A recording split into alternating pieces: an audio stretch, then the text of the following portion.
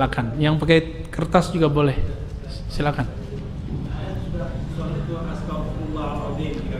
Oke. Yang keduanya astagfirullahaladzim alladzi la ilaha illa anta astaghfiruka wa atubu ilaik. Bagaimana yang lain? Oke. Di hadisnya cuma dikatakan Nabi SAW yastaghfiru salasan. Nabi istighfar salasan. Salasan berapa? 3 kali. Lalu Sufyan bin Uyainah, bukan sahabat Nabi, bukan tabi'in, tapi tabi'ut tabi'in. Sufyan bin Uyainah mengatakan ketika ditanya kaifa istighfaruhu, bagaimana cara Nabi membaca istighfarnya, lalu dicontohkan oleh beliau dengan cara yang paling ringkas, ayyakula astaghfirullah astaghfirullah astaghfirullah. Itu contoh dari Sufyan, Imam Sufyan bin Uyainah, gurunya Imam Humaidi, dan orang yang semasa juga dengan Syafi'i, juga Imam Syafi'i berguru ke beliau. Ini perkataan Imam Sufyan bukan membatasi kalau baca azim bid'ah, bukan begitu. Kenapa? Karena di riwayat Imam Tirmizi ketemu riwayat Nabi mengatakan astaghfirullahal azim. Berarti yang mengatakan tambahan azim bid'ah itu gak pantas disebut ustadz sunnah. Kenapa? Sunan Tirmizi aja dia belum beres baca. Kitab hadis nomor 4 aja belum baca. Gimana disebut ustadz sunnah? Kalau ustadz sunnah minimal 6 kitab hadis itu beres. Udah di hatinya gitu. Udah di kepalanya. Walaupun gak hafal matannya, tapi tahu nih tempat-tempatnya di mana. Baca Sunan Tirmizi, ketemu Imam Tirmizi menyebutkan bahwa Nabi berdoa beristighfar astaghfirullahal azim. Di riwayat lain ada tambahan ya. Kemudian ada sayyidul istighfar, ada juga lafaznya beda, rabbighfirli wa atubu ilaih, ada macam-macam diqqahu wa jillu, tambah-tambahannya banyak. Maka ulama kita memahami Nabi itu memberi contoh lebih dari 5 riwayat. Berarti boleh membaca istighfar dengan tambahan-tambahan selama tambahan itu tidak berlebihan. Oleh karena itu muncullah istighfar imam ini, istighfar imam itu nggak apa-apa, boleh, dan itu sunnah. Kenapa? Yang inti adalah istaghfiru rabbakum fa innahu kana ghaffara. Udah selesai, minta ampunlah kepada Rabbmu. Ada orang baca doa astaghfirullahal ghaffar karena mengamalkan innahu kana ghaffara. Karena Nabi pernah ditanya oleh Aisyah ya, bukan Aisyah juga, Aisyah yang ditanya. Nabi itu setiap sholat ruku sujud, pas sujud itu kan baca subhana rabbiyal azim, tapi juga membaca subhanakallahumma wa bihamdika la ilaha illa anta allahumma firli. Di riwayat lain enggak pakai la ilaha illa anta. Kata Aisyah, Nabi mentakwil yu'awwilu surat apa? Ayo, idza jaa nasrullahi wal fath. Surat apa? An-Nasr. Wa ra'aitan nasa yadkhuluna fi dinillah. Terus maka bertasbihlah, terus beristighfarlah. Lalu Nabi takwil. Berarti kita boleh ngambil satu ayat lalu kita maknai, kita tafsirkan, lalu kita baca. Nah, jadi ketika ada ayat innahu kana ghaffara, saya mengatakan astaghfirullahal ghaffar. Ada ayat ghafurur rahim, astaghfirullahal ghafurur rahim. Boleh semuanya itu, enggak dibatasi. Jadi Imam Sufyan bin Uyainah bukan sedang membatasi, dia lagi nyontohin. Sama kawan diartikan itu membatasi, nambahin azim aja bid'ah, jadi buku. Allahu Akbar ya. Betapa ketidakmengertiannya itu dijadikan ilmu. Nggak ngerti kok dianggap ilmu. Sejak kapan kita nggak ngerti itu dianggap sebuah pengetahuan? Nah, inilah anehnya Pak. Jadi Bapak boleh baca dengan lafaz manapun ya. Mana dulu nih? Depan dulu ya. Oke. Assalamualaikum warahmatullahi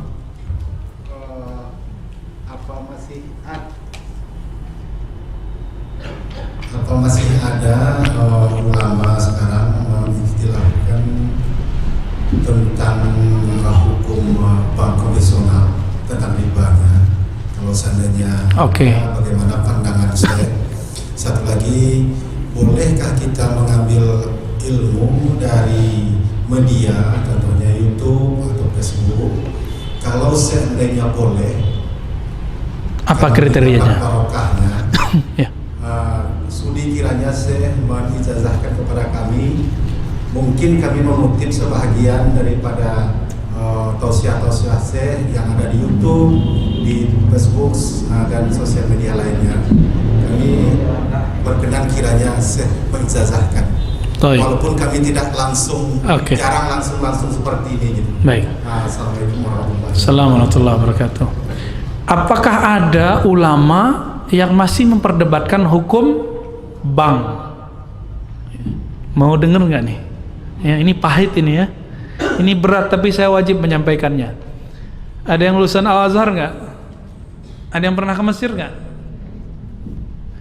Di Mesir ada Darul Ifta. Darul Ifta itu lebih kuat daripada MUI karena MUI cuma kumpulan ormas. Fatwanya hanya bersifat himbauan. Tapi Darul Ifta itu langsung diakui oleh negara. Itu di Mesir. Ya, fatwanya itu langsung diakui oleh negara. Ulama Mesir tahun 82-83 mengeluarkan fatwa bank itu apapun namanya haram. Alasannya apa? Karena bertambah, ada yang bertambah, bunga apapun namanya disebut dengan riba. Tapi Syekh Tontowi di tahun 87, 88, 89 mengeluarkan pendapat baru, boleh, tapi pendapat pribadi. Akhirnya di tahun 90-an, 2000-an, ulama-ulama Darul Ifta dan ulama-ulama Azhar kemudian mengkaji kembali. Hasilnya tahun 2003 Darul Ifta Mesir menfatwakan bahwa bank itu halal. Gimana itu? Wah, Ustadz ini liberal lagi nih. Kalau aneh liberal, maka Al-Azhar liberal. Ada yang berani bilang Azhar liberal? Ya. Darul Ifta liberal, ada yang berani bilang itu. Nah, liberal itu bukan itu. Liberal itu yang ngomong agamanya nggak pakai kaidah, itu baru liberal namanya. Ya. Apa itu liberal? Yang ngomong agama nggak pakai kaidah. Kaidahnya tak berkaidah gitu. Ulama Darul Ifta itu rata-rata ulama Azhar semua. Apa fatwa mereka? Bank itu sudah kami kaji lama, maka kami merevisi fatwa yang tahun 80-an itu. Jadi di kalangan ulama sendiri ada revisi. Masa yang bukan ulama maksain ulama? Ustadz kadang takut sama jamaah, akhirnya Ustadz terpaksa juga ikut-ikut sama selera jamaah. Tapi kata guru kami ya, menanggapi perdebatan itu, Syekh Ali Mustafa Yaqub, Kiai Ali Mustafa Yaqub itu punya buku. Ada ikan tuna kok pilih bawal gitu. Ada ikan apa yang gede-gede itu? Ikan kakap kok pilih teri. Maksudnya apa? Udah ada bank syariah kok masih terjebak bank konvensional, meskipun ada ulama yang membolehkan bank konvensional. Jadi gimana sikap kita terhadap persoalan bank? Karena ulamanya beda pendapat, maka antum harus siap-siap beda pendapat dan beda pendapatan. Ya. Lalu ada persoalan di sini ya. Saya melihat, memandang, meneliti, mengobservasi orang-orang yang mengharamkan bank, gerakan anti riba ini nggak kafah juga. Dia gerakan anti ATM, kredit, debit, bahkan anti bank syariah. Namun masih pakai fulus rupiah. Kalau berangkat haji pakai real dan dolar. Saya mau tanya, yang mengeluarkan nilai, bukan nyetak, kalau nyetak ada pencetaknya ya, yang mengeluarkan nilai angka rupiah itu bank atau emas? Terjebak nih ya, lagi serius dibuat begitu jadi keblinger ya, keblank ya. Yang buat itu bank atau bukan? Bank apa yang mengeluarkan nilainya? BI. Antum itu mengharamkan bank tapi pakai produknya, itu tanda nggak paham hukum fikih dan kawaid fikih. Dalam kaidah fikih ada sebuah kaidah at-tabi'u tabi'un. Kalau kamu mengharamkan A, maka apapun yang dihasilkan dari A haram. Kalau kita haramkan bank, maka antum haram menggunakan ATM, haram menggunakan fulus kertas atau fulus koin ataupun elektronik, haram semua. Maka beragama jangan picik, jangan picik. Oh, kita kembali ke dinar dan dirham. Allahu Akbar. Dinar itu diadopsi Rasulullah dari Romawi, ya kan? Nabi aja bisa ngadopsi, masa ente nggak ngadopsi? Ini mau kembali ke zaman barter kali ya? Mau zaman barter? Nauzubillah min dzalik. Yang dianggap ilmu ternyata ketidakmengertiannya. Tidak mengerti itu kalau bahasa kasarnya apa? Jahilun. Tapi kita nggak pakai ya, walaupun sebenarnya begitu. Jadi ulama kita beda pendapat. Saya sudah tanya ke MUI di pusat, ternyata MUI yang mereka masuk ke DSN, Dewan Syariah Nasional, itu ternyata pas dicek dompetnya separuh itu bank konven, tapi dia duduk di Dewan Syariah Nasional yang membawahi bank-bank syariah. Kan aneh. Iya, ternyata ulama-ulama yang yang menganjurkan bank konvensional sendiri juga belum tentu mengharamkan bank ulama yang menganjurkan bank syariah belum tentu juga menganjurkan bank. Nah, begitulah ya.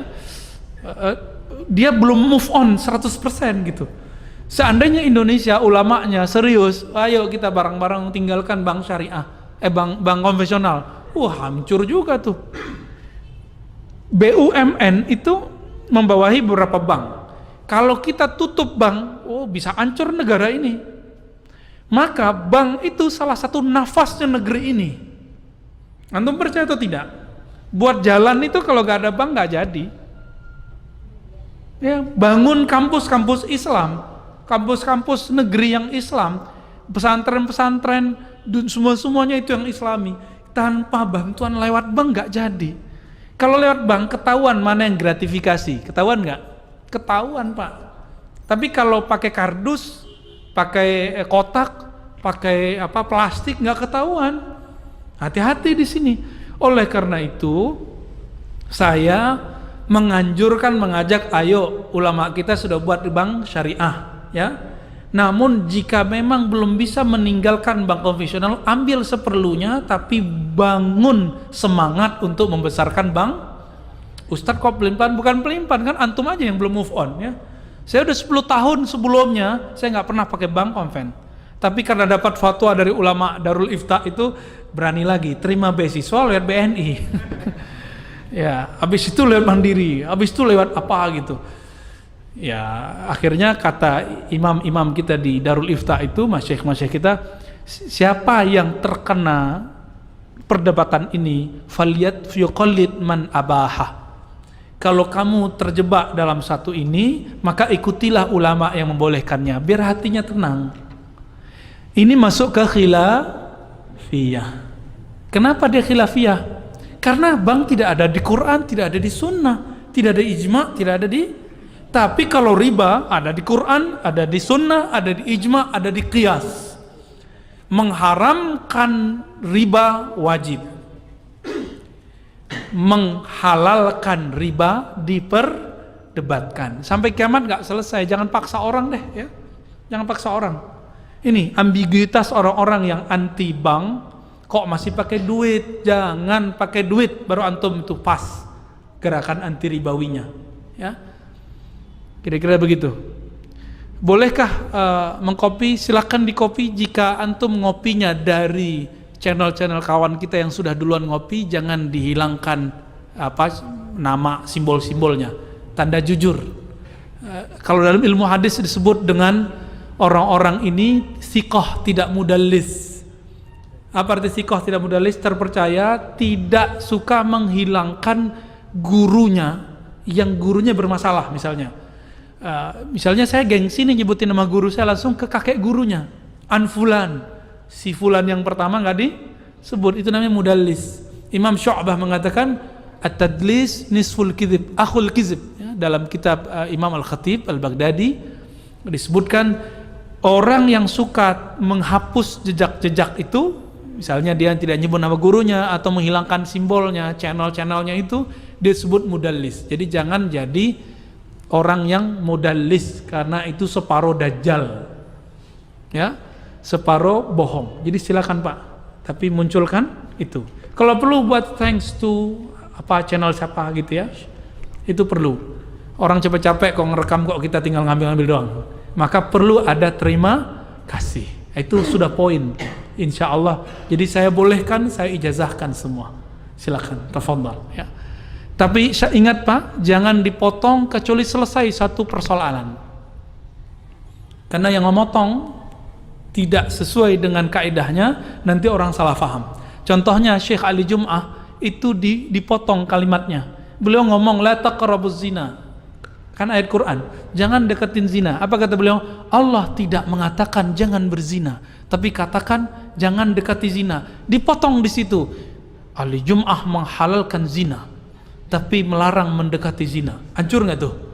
Hancur Pak. Semua orang langit dunia, langit akhirat tahu semua lah ya. Emang ada langit akhirat ya. Bahwa itu bohong ya. Dan ini zaman hoax, zaman motong-motong video. Saya mengajak orang-orang yang motong-motong tidak pada tempatnya agar tobat dan mengatakan, saya mohon maaf saya sudah motong-motong gitu ya. Kalau enggak dunia akhirat antum kena. Karena jejak digital itu sampai akhir zaman nanti akan bisa dicek. Hati-hati, ini zaman sudah mau akhir nih Pak. Sampai akhir zaman bisa dicek jejak digital itu ya. Semoga Allah tutup aib kita semua, amin ya rabbal alamin. Samping dulu deh ya, silakan Pak. Ini apa masalah perintah Nabi ada sebagian bid'ah. Oke. Gimana menurut Ustaz? Nah, ini beliau muazin kita nanya nih ya tentang Maulid Nabi. Besok kita buat daurah ya, benar. Daurah khusus kitab Imam Al-Hafiz, Imam ahli hadis, Imam ahli sunnah, Imam sunnah beneran yang menulis tentang hukum maulid. Besok di mana? Masjid An-Nur. Silakan daftar ke mereka-mereka yang BBR itu ya. Kawan-kawan kita itu. Daftar ke mereka. Ya, kasih tahu mereka. Kalau enggak datang aja besok. Kita akan bahas tuntas insya Allah hukumnya gimana. Ya Pak ya. Kita tunggu Pak besok. Oke, ya belakang dulu Pak ya. Terima kasih Ustaz. Yap. Masalah bid'ah tadi yang kecil-kecil sudah selesai. Iya. Satu belum selesai. Oke. Masalah ini ada zuhur ini. Tadi ada sebagian orang di kampung saya di Aceh Pak. Setelah sholat Jumat, dia ada berapa orang, 10 orang berdiri itu Sholat zuhur. Oke. Berarti dia hari Jumat 6 waktu. Oke. Ya kan? Boleh nggak? Waktu dia wajib. Tapi kan udah haram tuh.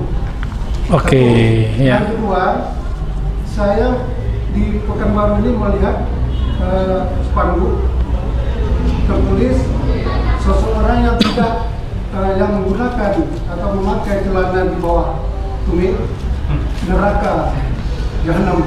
Jadi saya mengaduk data tumit saya biasa profesional. Bapak yang mana nih? Iya, iya. Pak siapa Pak? Pak Junaidi. Al-Ashi. Ya, bahasa Arabnya Aceh itu Al-Ashi ya, orang Aceh. Taib. Salat zuhur setelah salat Jumat. Salat zuhur setelah Jumat itu biasanya dilakukan oleh orang yang bermazhab Syafi'i atau Hanafi yang tasyaddud, yang ketat. Kenapa? Dia khawatir di mazhab Syafi'i kalau tidak mukim dan tidak safar, lalu jumlahnya yang mukim mesti 40, maka sholat Jumatnya mesti dilengkapi dengan sholat zuhur. Itu ada di kitab fikih semua. Barangkali karena orang Aceh itu di daerah-daerah sangat kuat syafi'iyahnya, mereka hati-hati lalu melakukan itu. Tapi banyak juga daerah yang nggak begitu. Tengku-tengku itu banyak juga yang moderat ya. Apakah itu boleh? Itu boleh, tidak disebut menambahkan sholat jadi 6 waktu, enggak. Atau dia merasa dirinya perantau, dia merasa dirinya safar, maka dia ulang sholatnya. Berarti orang safar wajib enggak dalam mazhab Syafi'i sholat Jumat? Enggak wajib. Saya udah niat nih, saya mukim di sini 3 hari, baru saya sholat sunatnya sah, Pak. Kalau enggak, saya enggak sah sholat Jumatnya tadi. Makanya saya nggak mau jadi imam tadi kan, ya. Khawatir nanti ada yang bermazhab seperti itu. Wah, Ustadz nih baru dateng nih ya. Nggak, kita sudah niat iqamah bermukim di sini selama 3 hari, kan standarnya 3 hari. Maka dalam pemahaman kita dalam fikih Islam, sholatnya sah. Jadi ini tidak dibahas di hadis, dibahasnya cuma di fikih. Yang kedua masalah jingkrang ya. Celana jingkrang tidak ada di zaman Nabi, yang ada cuma sarung jingkrang. Tuh, antum yang jingkrang-jingkrang tuh ya. Nabi mengatakan man jarra izarahu atau saubahu. Siapa yang mengulurkan, jarra artinya mengulurkan izarnya. Apa arti izar? Izar artinya sarung. Izar artinya saub itu kain itu artinya sarung juga. Makanya ulama sepakat kecuali Ibnu Qayyim bahwa Nabi tidak pernah pakai celana. Nabi selalu pakai sarung tuh. Semoga tersinggung. Rasain kata samping ya. Mentang-mentang pakai apa nih? Oh, celana juga. Jadi ternyata Nabi nggak pernah pakai sarung. Namun ini kaedahnya ada. Nabi itu memakai pakaian kaumnya. Karena di kaumnya Rasulullah pakai sarung, Nabi pakai sarung. Coba kalau Nabi orang Melayu Riau, mungkin pakai celana, terus ada yang apa tuh, yang sarungnya setengah itu. Wah, itu di atas lutut malah, Pak. Bukan di bawah lutut ya, di atas lutut malah. Gimana hadisnya? Di hadisnya memang ada di riwayat Nasai ya, orang yang matahtal ka'bain finnar, yang di bawah mata kaki di neraka. Maka Syekh bin Baz mengatakan, kamu walaupun gak sombong, kalau di bawah mata kaki neraka. Tapi pendapat itu dibantah oleh ulama Yaman, ulama Azhar, ulama Suriah. Guru-guru kita rata-rata ya jingkrang, ada yang jingkrang, ada yang tidak. Bahkan Syekh Sudais itu coba lihat di Mekah, kurang salafi apa beliau? Ya, Syuraim dan beberapa masyayikh, kadang mereka manjang, kadang enggak. Jadi apa arti kelarangan untuk berpakaian yang jingkrang itu? Ternyata Nabi mengatakan khuyala. Saya sudah jelaskan berkali-kali ya. Nabi SAW dalam Kitabul Libas, bab pakaian di Sahih Bukhari, hadis pertama Imam Bukhari meriwayatkan dari Abu Bakrah radhiyallahu taala anhu. Beliau keluar dari rumahnya, yajurru saubahu, sarungnya di bawah mata kaki. Saat itu terjadi kusuf, matahari gerhana, lalu beliau langsung sholat dan sarungnya di bawah mata kaki. Diterima nggak sholatnya? Terima nggak? Serius? Kata Ustadz antum nggak diterima. Ya? Yang nggak diterima itu yang khuyala, yang dia berkhayal lagi sholat. Sekarang yang berkhayal bukan yang di bawah mata kaki, yang jingkrang-jingkrang mungkin yang berkhayal. Gua nih pengikut sunnah nih ya. Terbayang begitu nggak lagi sholat? Kalau iya, sholatnya nggak diterima. Karena dalam sholat kita nggak boleh memikirkan diri, kita harus kemudian tawajjuh ilallah, inni wajjahtu wajhiya, aku hadapkan wajahku kepada Allah, malah mikirin sarung sama celana. Ya, jadi nggak boleh. Jadi silakan yang jingkrang amalkan hadis Ibnu Umar, silakan yang di atas ya, yang di bawah mata kaki amalkan hadis Abu Bakrah dan Abu Bakar. Kita sudah sebutkan berkali-kali, Abu Bakar kata Nabi, lasta mimman sana'a dzalika khuyala. Anda boleh karena Anda tidak sombong. Hadis Bukhari. Kalau nggak percaya buka sendirilah ya. Ya, tafadhal. Pertama saya yang tanyain, bisakah kita pada saat mata terbuka itu melihat Rasulullah Sallallahu alaihi wasallam? Yang kedua, saya ingin tanyain, ada inti hadis itu seperti ini, Ustaz. Rasulullah Islam ini sudah sempurna gitu. Hmm. Saat Rasulullah meninggal. Jadi ibadah apapun itu sudah sempurna gitu.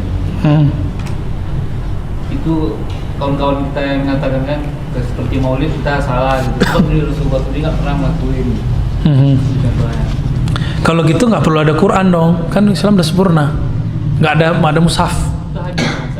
Enggak, itu Quran yang disalah tafsirkan. Al-yauma akmaltu lakum. Surah Al-Maidah ayat 3 ya. Al-yauma akmaltu lakum dinakum. Hari ini aku sempurnakan dinmu.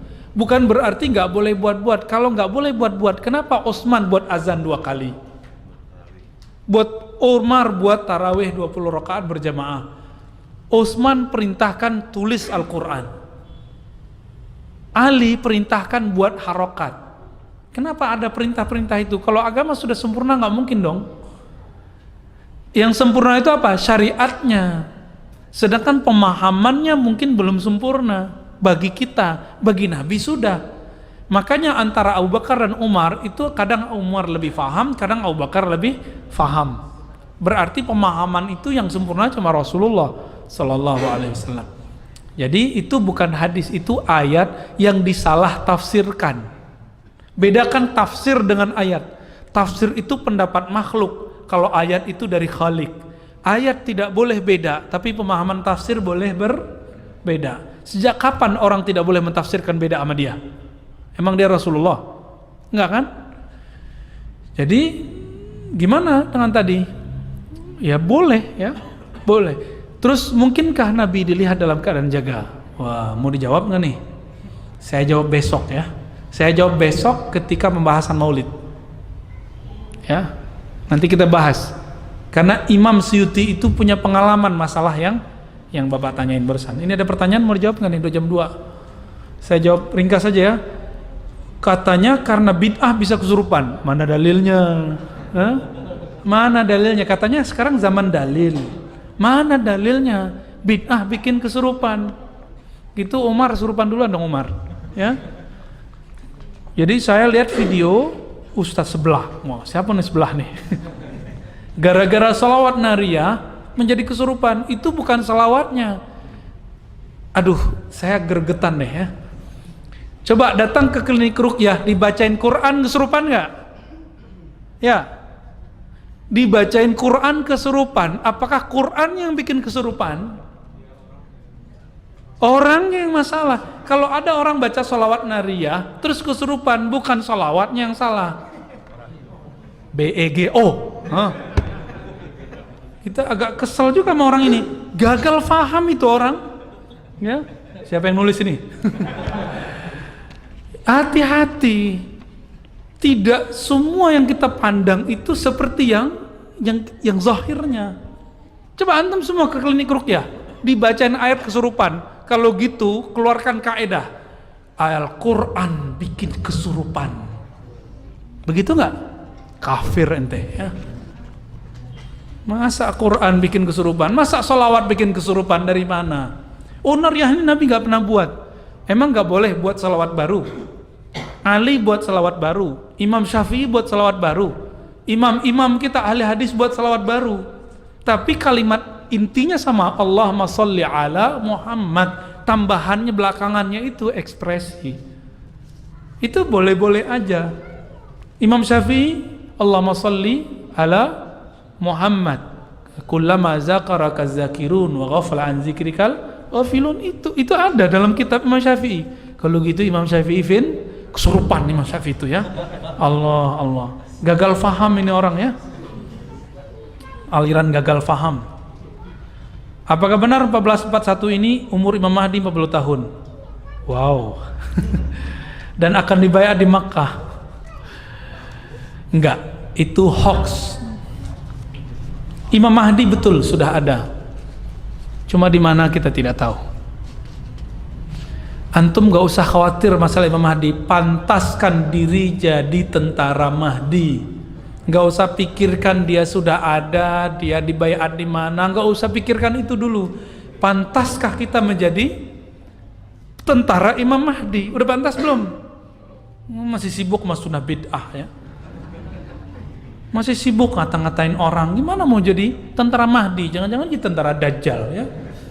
Said Nursi mengatakan Dajjal itu ada di digital. Dulu waktu itu masih ada TV-TV yang jelek-jelek itu ya, di masa-masa beliau itu. Yang masih masa zaman-zaman sebelum hitam putih malah. Said Nursi, ternyata sekarang terbukti di TV kecil yang ada jadi handphone, smartphone, betapa hoax itu berseliweran setiap hari, setiap saat, setiap detik. Dajjal itu mubalaghah dari dajlun, artinya yasturul haq, yakzib, orang yang menutupi kebenaran dan berbohong. Maka hoax itu ada tentara Dajjal. Kalau antum langsung percaya dengan berita-berita yang ada di WA, siap-siap junudu Dajjal, tentara Dajjal. Tapi kalau tentara Mahdi, in ja'akum fasikum binaba'in fatabayyanu, jika datang satu kabar kamu tabayyun. Tentara Imam Mahdi, kalau ada orang mukmin, orang Islam lagi bertengkar, lagi berdebat, fa aslihu, islah. Bukan malah memperkeruh, bukan malah melemahkan semangat orang berjuang. Itu tentara Mahdi apa tentara Dajjal ya? Apakah dukhon? Ya, dukhon itu nanti kita bahas pengajian khusus mengenai ciri-ciri, hadis-hadis sahih mengenai ciri-ciri kiamat. Mungkin next pertemuan nanti. Karena saya dapat laporan beberapa kawan-kawan di YouTube lagi rame tentang hadis-hadis akhir zaman, tapi lebih detail nih. Ini sebagai info aja, itu bacaan saya awal-awal tahun 2000. Bacaan saya tahun 2000-an. Waktu itu saya ngomong seperti ustadz itu tuh ngomong, tapi saya nggak ngerti, ternyata kebanyakan hadisnya palsu. Contohnya hadis umur umat Islam 1500, hadisnya palsu, ditulis oleh Ibnu Jauzi, diperkuat oleh Imam Al-Qahtani, kemudian juga Imam Mulali Al-Qari, kemudian Imam Suyuti.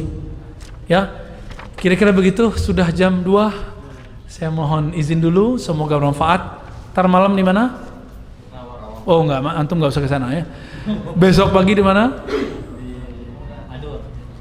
Adur. Nanti tolong di Baitus Salam, pagi di An-Nur ya. Sampai jumpa esok pagi insyaallah. Wassallallahu ala Muhammad, subhanakallahumma wa bihamdika asyhadu an la ilaha illa anta astaghfiruka wa atubu ilaik. Assalamualaikum warahmatullahi wabarakatuh.